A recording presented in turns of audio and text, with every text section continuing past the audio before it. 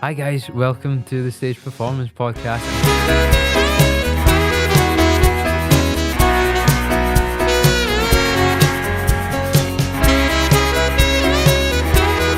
Hi everyone, welcome to Stage Performance Podcast. Today I got to talk to acting graduate Ross Flynn.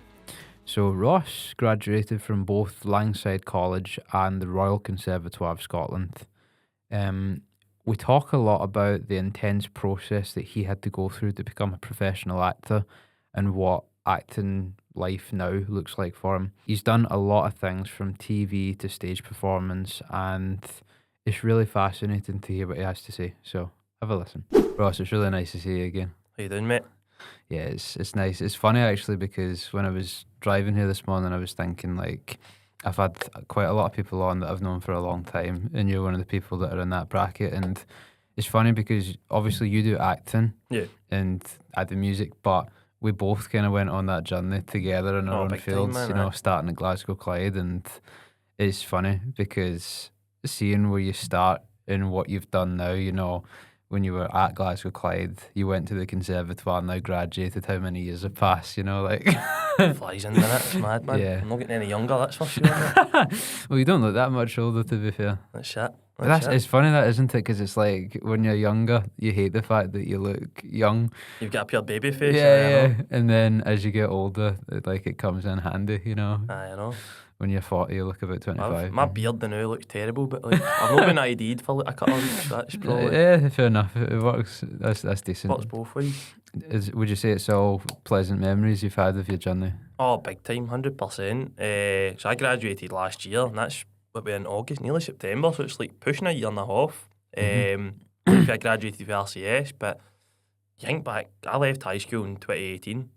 So it's like the best part, nearly a decade. You think about it, the best part of it's 10 mental. And even before that, you probably had the dreams to go and do big that time. journey before you. I still before you remember done it. going, like, I remember being in fourth year, and like, obviously, well, I wanted to do acting before then. Like, I always kind of wanted to do it when I was a wee guy, but I remember hitting maybe third year, fourth year high school stage, and then like National 5 and higher. Had a great like drama department, great teacher. Like I say, great English teachers as well, because English and drama kind of, for me anyway, tied into the one, because you were like studying Shakespeare, writing essays about it. Like just one example, Shakespeare, or like whatever, like creative stuff, you'd be studying it in English, and then you'd be on the stage doing it in drama. But I had great teachers in school, and I do remember getting to about fourth year at high school. And funnily enough, it was my music teacher that first introduced me Really? to the RCS. Like the concept to like apply to the RCS. I'd heard the name of the conservatoire, but I was dead young. I'd never properly looked into it until I seen that like the alumni of McAvoy and Bobby Carlyle and all the big hitters, do you know what I mean, that had went there.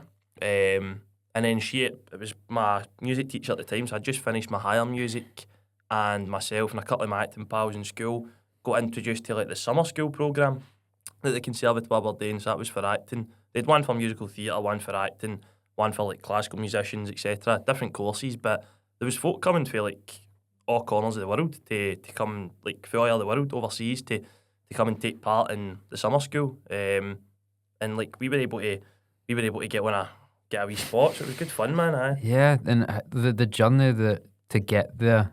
I'm kind of using that word journey a lot. I should be more specific. the audition process.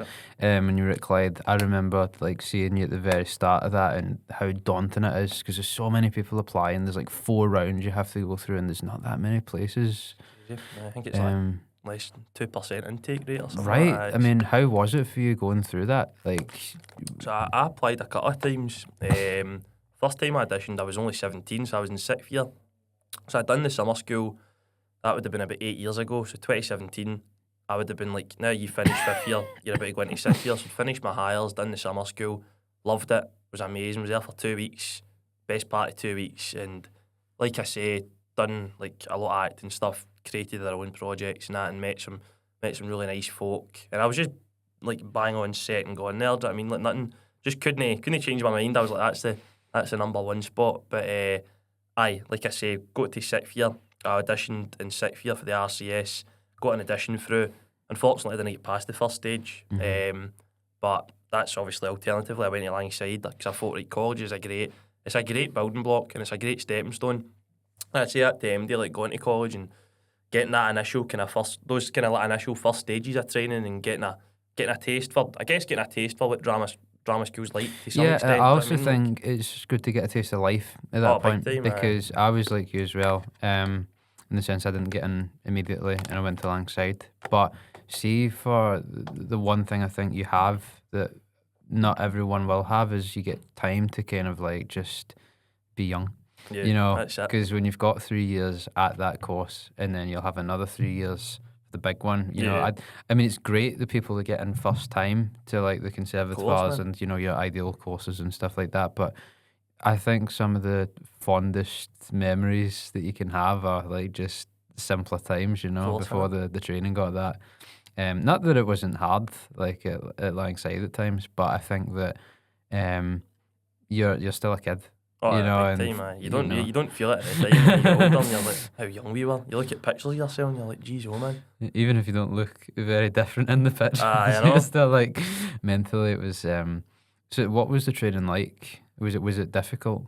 The first year, first 3 or 4 months, 3, 4, 5 months was really intense because you're up you're 9 till 5, 9 till 5:30 every day. Yeah. That's the first couple of months. I'm not a morning person to say the least, but I've started getting better at it as I've gotten older. I'm good at getting up now, but you're up at 7 o'clock in the morning.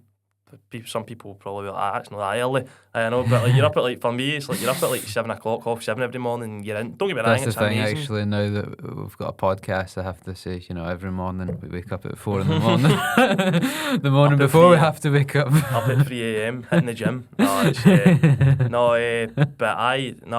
was there at 9 till 5, 9 till 5:30, Monday to Friday.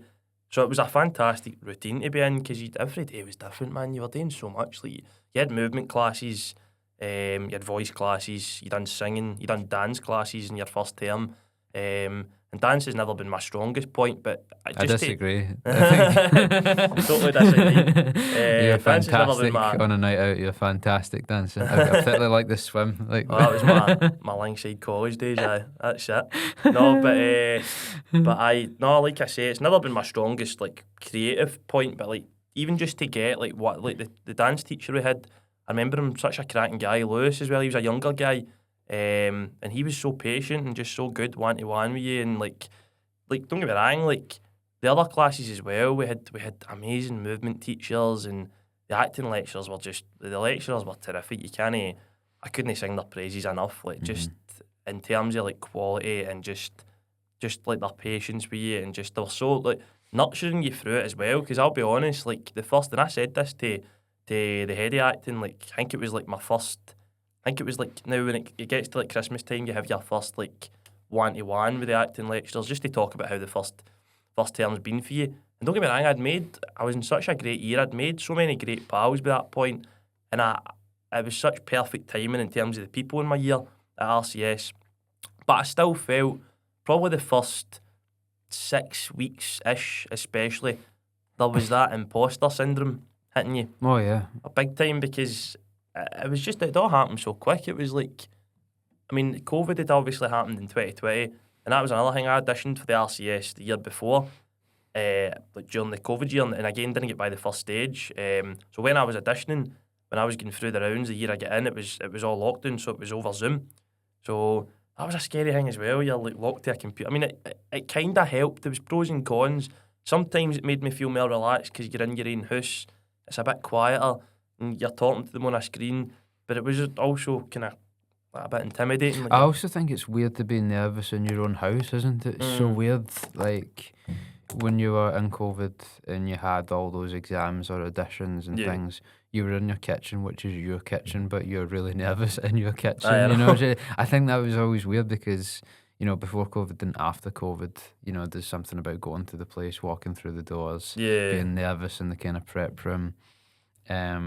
Would you say when you talk about the imposter syndrome, I think that's really understandable because you're terrible. No,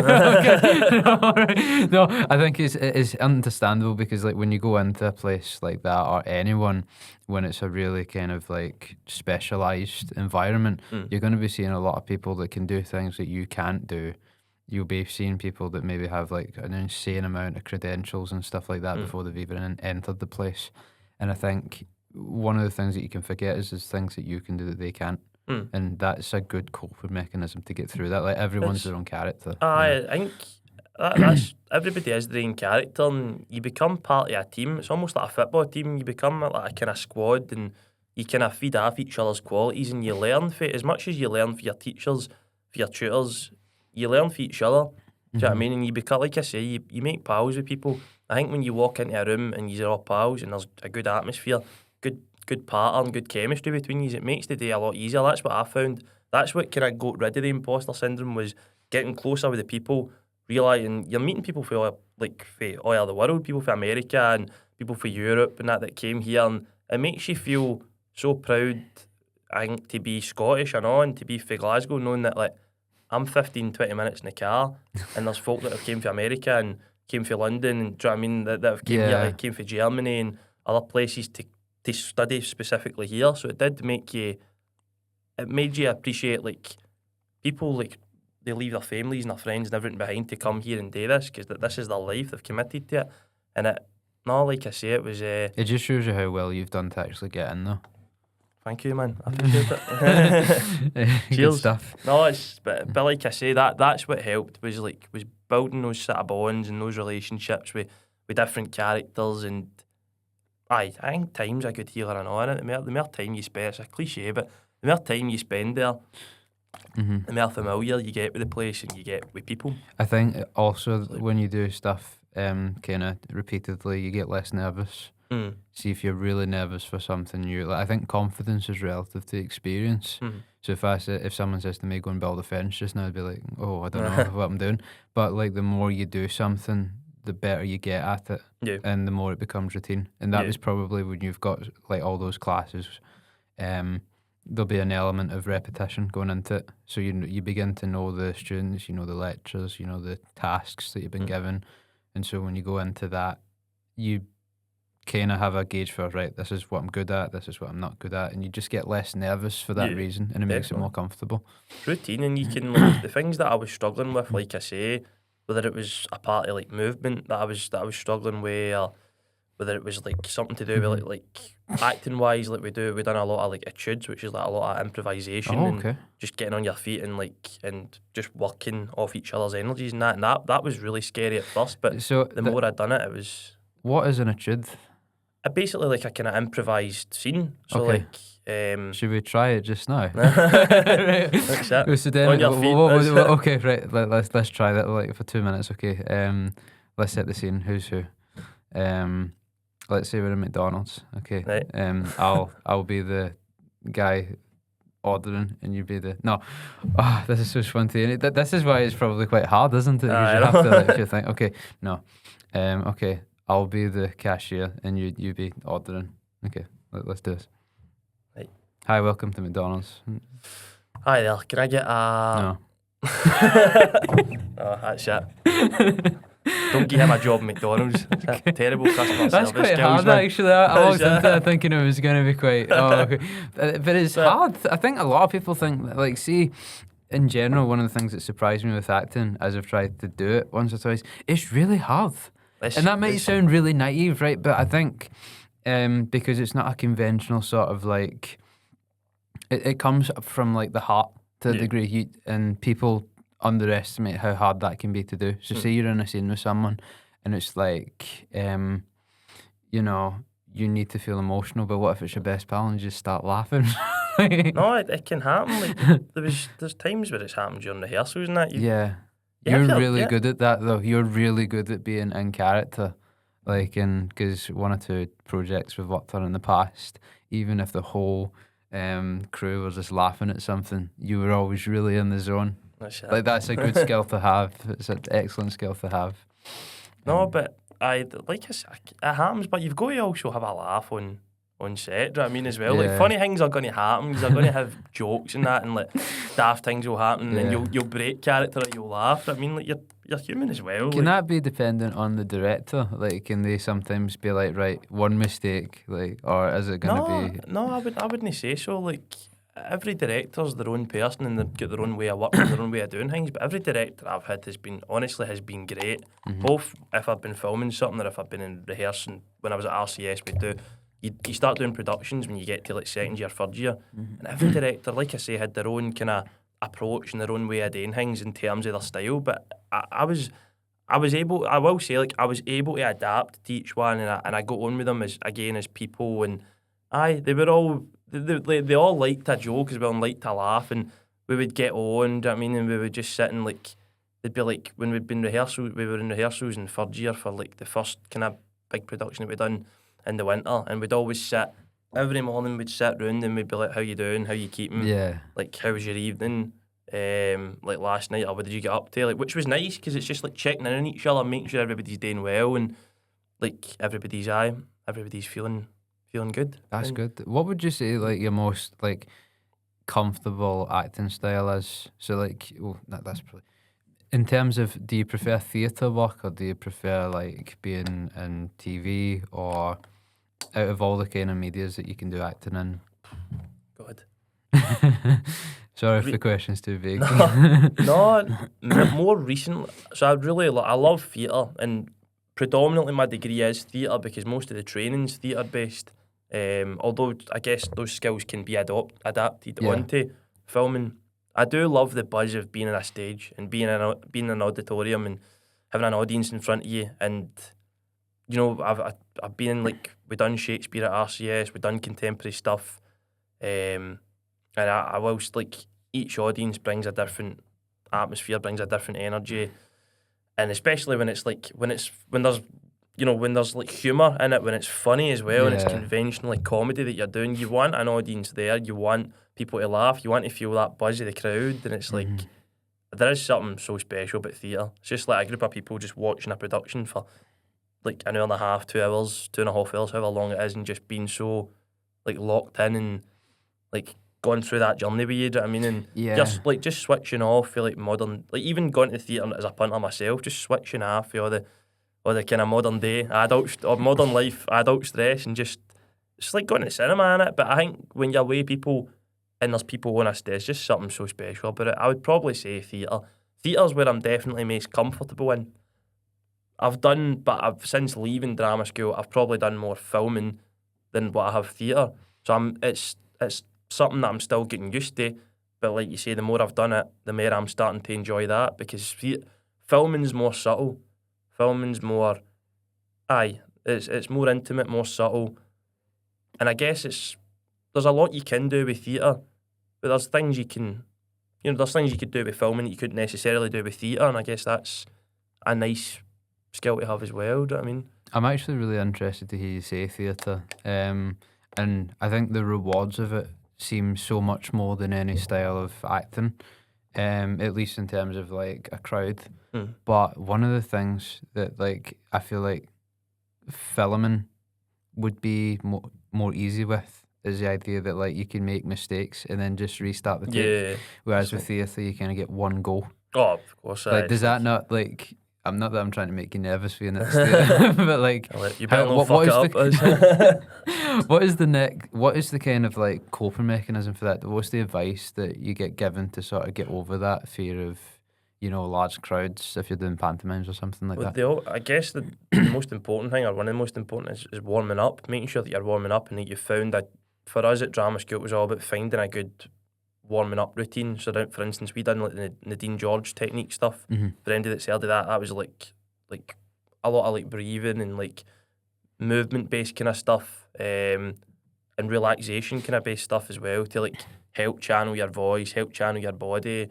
That was really good. I found that beneficial because it I guess just as mentally as it did physically benefit me, because it made me more relaxed. Obviously, doesn't matter what age. I could be 100 years old and go on the stage and I'll still be nervous. I can't.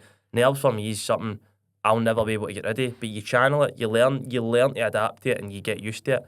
And I guess, you learn to deal with nerves. But knowing that you're going on that stage and you've got one shot at it, I would say make sure you warm up, make sure you have a good routine with warming up, and take time to yourself before it. Have your own space, be in your own. I don't know, even if it's just sitting in your rehearsal room.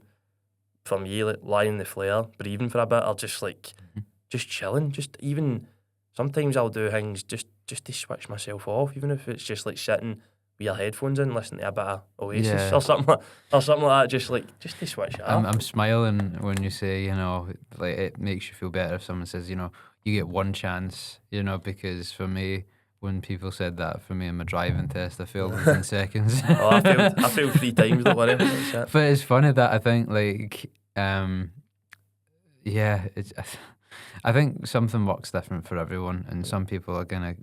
I envy people that go onto a stage, whether they're musicians or whether they're actors or anything. They just feel nothing. They just feel like. But to me, I think if you feel nervous, it shows you care. Oh, big time, you want to have a good course, show. man. You want to. Nervous energy in it. It's like, and I'm not gonna lie. Like when I've been at my most nervous, it's probably been when I've walked off the stage after it and I felt that I done a really good shift there. That was a good shift at work. Do you know what I mean? Like that was a good show. Like, But it turns into satisfaction, doesn't it? That's what yeah, of course. the conversion from nerves to satisfaction is such a good feeling. Big time, and you feel knackered after it. Oh yeah, You're out for days. That's always it. If like we'd been doing like a show for like we'd been rehearsing for like 6 weeks. You do a show like Tuesday to Friday, and there would always be like a big like drinking night out on the Friday night. I'd sleep into about bloody 2 in the afternoon the next day. I'd be like a zombie. You've earned it though, Goodness. I suppose. Yeah. What would you say some of your fondest things that you've worked on is, like, with that kind of family set up in mind?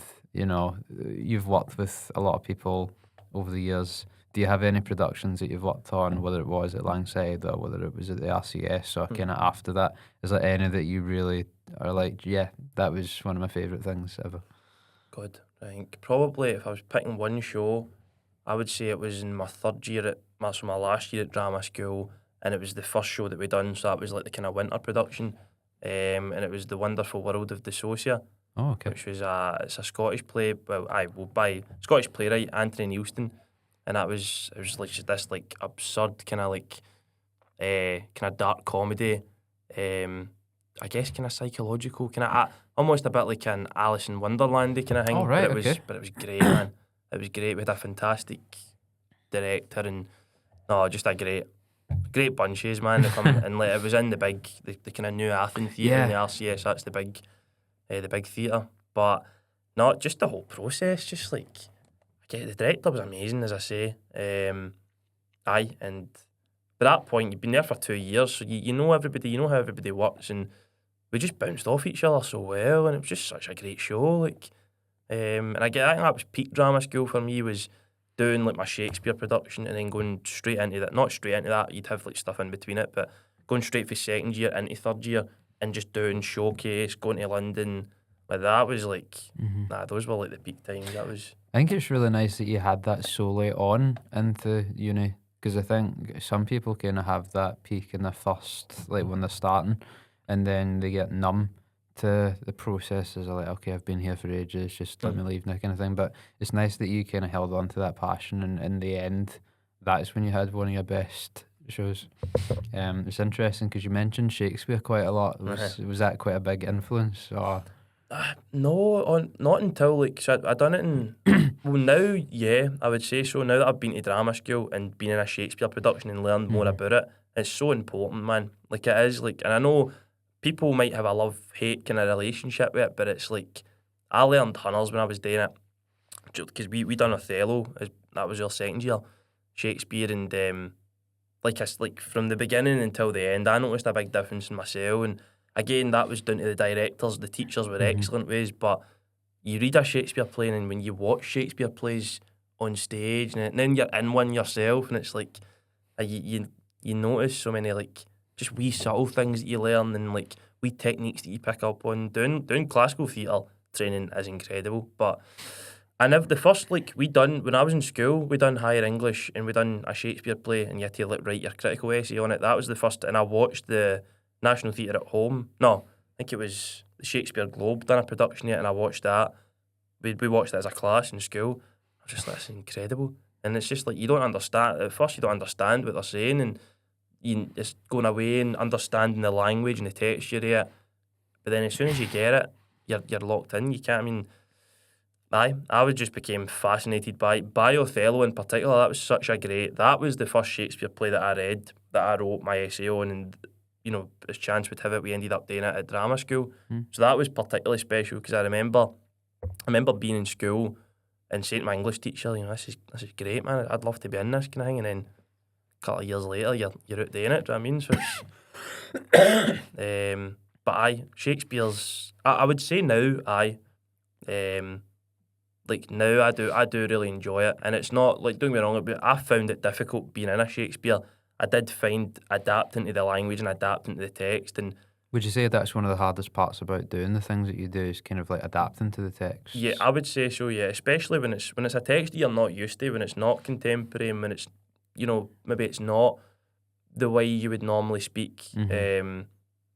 Aye, definitely. Like, but as I say, like, it's just much repetition. It's going and doing your own research and taking the time to taking the time to understand it, and taking the time to just throw yourself into that world. Do you know what I mean? And it's like, once you, like I say, I mean, it's practice makes perfect. Do you know what I mean? Once you going to see, I mean, it's not as simple as going to see Shakespeare. Don't get me wrong, you have Bard and the Botanics, and you have a lot of great stuff in Scotland. A lot of stuff's down in England and down in London, and it's expensive. Do you know what I mean? Like, just to go down and see it, but no, I think watching it, I mean, you've got like, they do like a lot of online Shakespeare and stuff like that, and like National Theatre at Home as well.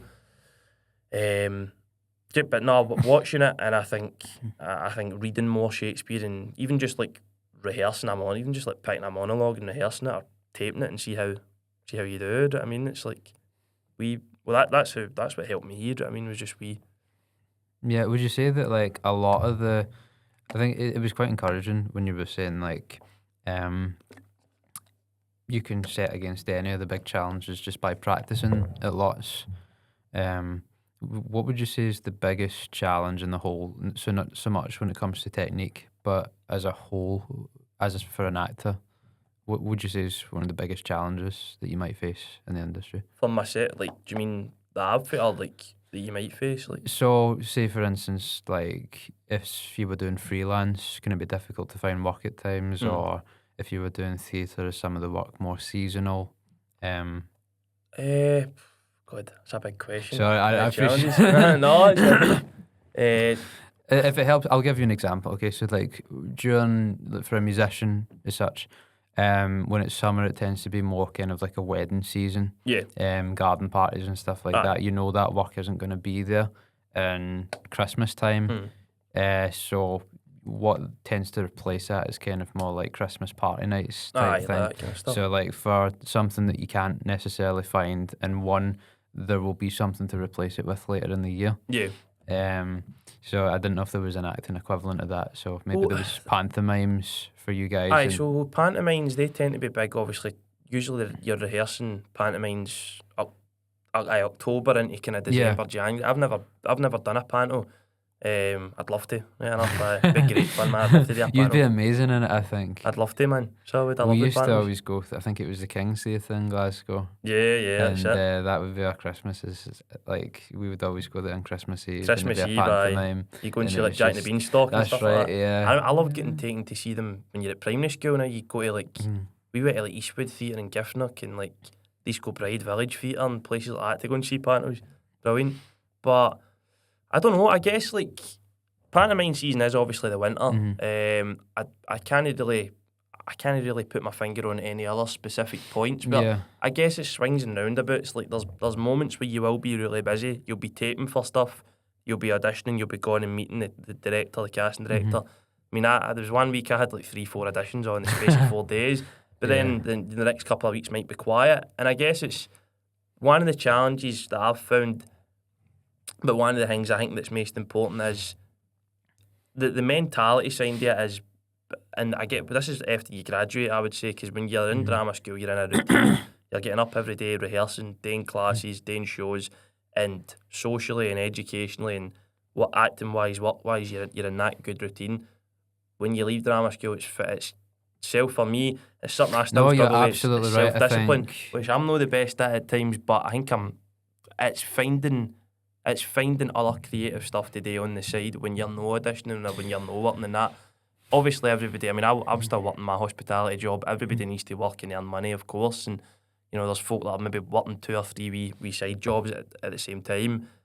But it's just finding stuff, even if it is reading a play, going to see cinema, going to see theatre, and theatre's like, obviously it can be expensive at times, but you know what I mean, even if it's gone once a month, I'm going to go and see this show, or even if it's, for me, it's writing, I quite enjoy, and it's writing something that I'm just kind of starting to try and edge back into, but we wrote some of our own stuff in second year, so we done a thing called the Off-Kilter Festival, which was like writing your own monologues, duologue pieces, basing it on kind of different kind of social political issues or different stuff that you want to talk about or make creative work about. And that was great fun. We done that at the Old Hairdressers in Glasgow, and that was a great night, really good. And it was great being able to write something with your pal or someone, and then putting that on, and the audiences are, you're getting a good reception for the audience, and you're like, I wrote that. Do you know what I mean? It's not just something that I've read, like. But that must have been quite an interesting position to be in, like from someone that's on the stage most of the time, to kind of be in the audience and watch people laugh at something that you've written, you know. I don't mean laugh at it. No. Like, what is this? No, just eat a plastic bag when we done it, but it was like, so you would write it yourselves, and then you would put it on yourself. So that makes sense. So you were writing and acting. Oh, okay. Which was sorry, I thought you meant that you just written the thing and let it. No. So it was always like It was always like you'd write your own monologue. So we had to do like your solo pieces, and then some solo pieces would get picked for the festival, and then you would do something else. You'd maybe work on like a group piece or like a 2 or a 3 person scene. But no, it was scary. Writing's a scary thing, but it's a great tool to get into. Like, do you think it's something that you ever will get into? Just at one point, if you ever don't want to do acting, you'll just write and give it to people and just watch the show on the night, or do you think performance is the? I don't think I could ever know act, if I'm being honest with you. As much as I think writing's great, and there's so many brilliant writers I've met, even people just now that I've met and stuff I've seen recently. The writing in Scotland's great, the writing in the Glasgow scene's great, but and Edinburgh as well. I've just back for the Fringe, and there's some terrific stuff on it. That nice. Was a great Fringe. We've seen like 5 shows in one day, which is the most productive I've ever been at the Fringe. For me, it's always like get there late, see 1 or 2 shows, and then go back the next week and see another show. But we've done it on the one day. But no, I don't think I could ever step away from acting. But the older it's one thing. I've said that to a few of the boys from my year, drama school pals. I've said to them, I really want to try and plug back into this writing. Do you know what I mean? Because even if it's writing a monologue or writing a wee scene for a scratch night and just putting it on and seeing how it does, because you never know, you could get a good reception there, and then maybe taking it to the Fringe. Do you know what I mean? Like, but I've not got any ideas specifically now. I've not got any ideas. I don't know necessarily what I want to write about or what I want to perform in, but 100% I'd like to do something. On the topic of writing, you've just jogged my memory there. You wrote some songs as well. You were into music and singing and writing, and maybe that could be something that you get into again as well. Well, that's funny you say that. Talking about, like, you were asking about like one of the challenges of acting and that, and I was saying like finding other creative stuff on the side, writing being one example. But for me, it's like in my spare time, I love just sitting in the house messing about with the guitar, just learning chords, just even put a YouTube tutorial on and learn a song. I mean, me and one of my good pals, my mate Callum and me, that was a couple of years ago during COVID time. That's it. We wrote a couple of tunes together and just uploaded. Callum's really good at like software programming and like editing and that. He's very good. Like sound engineering and stuff. That's what he's is it audio vision and sound engineering. I think he's doing his masters in there now, but he loves all that and he's a great musician as well. So it was good working with him. But we've done a couple of tunes, and then COVID kind of happened and lockdown, and we kind of fell away from it. But this is us. We're just starting to pick it up again. So that's good. We've been to the Callum's at Glasgow Uni, about to graduate, but because with him doing a creative course, he gets access to a lot of the studios, the rehearsing studios. So we've been to the rehearsing studios a few times. Brilliant. We've not wrote any new stuff. We've just kind of been doing covers and we've been maybe going over the old stuff. But it's not nothing, you know, like when you keep the fires burning. But see if I can put your mind at ease a little bit on the discipline, I think. See if you think of how many years you've been at it, like getting up every day, And I think 7 o'clock is early. Wasn't it 7 every day? Aye. no. Plus vitamins, but aye. But the thing is, it's like, see, when you're doing that every day, plus, you know, when you're working so much with your other jobs and stuff, I think when you finally graduate, you're allowed that bit of time to just do the things you want to do. Like, and see if that is just, I don't know, even going traveling for a bit or just going on holidays, or, you know, you've completed your degree. And if you've got like money coming in and stuff like that, you don't have, I think it's something we all struggle with, because like when you do something creative, it's not a conventional 9 to 5 unless you go into teaching. Cool. And so our routine is never going to look as similar as someone who might have a standard kind of, like, they might be an accountant or something like that. So I think if you kind of make peace with your routine and say, you know, I'm going to be working, I don't know, Thursday through to Sunday, a Monday, and I have Tuesday, Wednesday off, that could be a Saturday, Sunday. I think that's it. It's just adapting to that lifestyle and just being like, look, this is the life that I want to do. This is the life that I've chosen. This is the career I want to go down, and I'm dead set in it. And every creative person you speak to, and it's like, well, folk that I've spoke to, obviously people are at different stages and different paths with their career, but a lot of my pals with drama school, it's nice when you meet up with them for a coffee and you talk to them and you say, you have your good weeks and you have your bad weeks, but it's good when you meet up with them and you realise we're on the same boat, man. No, everybody's going to wake up and jobs are flying off the shelf left, right and centre every day. It's very rarely does that actually happen. No, right away. Anyway, don't get me wrong. It can happen, and it's amazing for the folk that it does. You know, that go out there and they smash it. Do you know what I mean? And there's plenty of my mates right now that are killing it, that are absolutely smashing it, and it's amazing to see. But sometimes it's just having a bit of patience. I think patience is the one thing I know. But having that patience, but at the same time, you don't just want to, like, you do want to go out and just try and do wee creative things, like, even if it's taking part in a scratch night or going to see theatre or whatever, just keeping yourself in the loop. That's one thing that I've been trying to do, is just keep yourself. Sorry. No. See, out of all the things that you're working on just now and stuff, would you say that it's leading up to any sort of dream moment, or would you say that you're just trying to find yourself just now? In terms of, like, my... So essentially, imagine, you know, you want to be on a certain show, or you would like to, I'd really want to work for that theatre, or I'd really like to be in this kind of production, or be full-time here. Is there anything that you're, like, set on just now, or are you just kind of playing with things and seeing what works? I guess just seeing... Both are totally valid, I guess both ways, but I guess just seeing, like...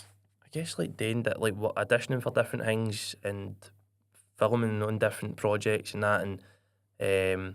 making connections, I know, is one thing that I've tried to do in the past year. I think I've made some decent pals and, like, new creative contacts and that, and I guess finding, for me, it's like I'm quite flexible that way, and I love doing a bit of theatre, I love doing a bit of filming. Nothing specifically.